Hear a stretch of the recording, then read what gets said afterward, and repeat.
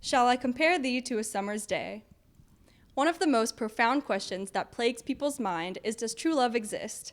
Follow me today to ask some college students what they think. First, I spoke to Aiden Kosel to get a perspective from someone who was single. Aiden's outlook on love is based on the myth of the red string of fate, where soulmates have each end of an invisible string tied to their pinkies. The myth says that the string can stretch and tangle, but never breaks. I do believe in true love. I think that everybody has somebody, and in Greek mythology, there's an idea that everybody has a string attached to their finger, and the other end is attached to who you're supposed to be with. I don't know why, but I love that idea.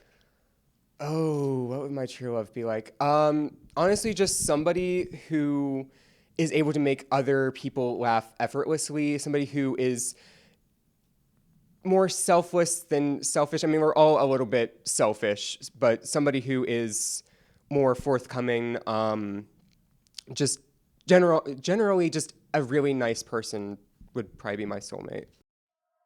From the angle of a couple, Maddie and Waylon describe themselves as close as you can get to true love.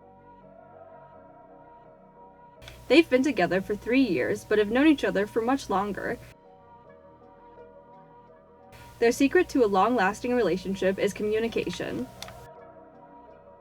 I think the biggest part of being in a healthy relationship is whenever one of you is upset, just like not jumping to conclusions and assuming what they're feeling and just like talking through it calmly and asking, because then everything resolved each other. Like we have never had a major argument. I think it's because we just like we know how to talk to each other.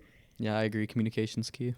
And this goes not just for dating, but for like maintaining friendships with people. Is just like time management. Sometimes it could get really hard to schedule like quality time for each other. At least probably once a week we try to like have a night in where like we order food and we like watch movies and stuff. The last person I spoke to was Matthew Wright. His point of view is a little different, stressing the importance of focusing on oneself before lending love to other people. This, he says, is the best way to make sure both people are happy in a relationship so it can last long in the healthiest way.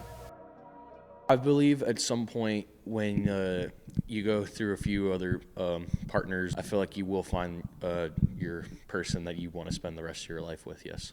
I think the hardest thing about dating in college is the fact that you really don't have a lot of time to be hanging out with your significant other. The advice I have for a relationship to say what you need to do is, first of all, think about if it's the right time to be dating somebody, because if you're not mentally prepared to like date anybody, you probably shouldn't be dating anybody.